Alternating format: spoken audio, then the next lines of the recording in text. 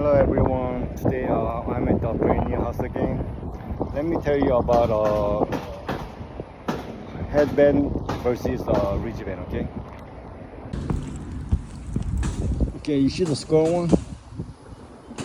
Yeah, that one we call the headband, okay? Right here.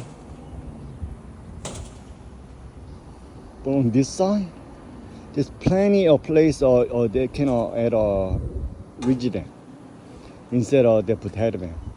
The reason ridge band is better, in my opinion, okay, you see down there, yeah, something you cannot see or you only can see from the ground.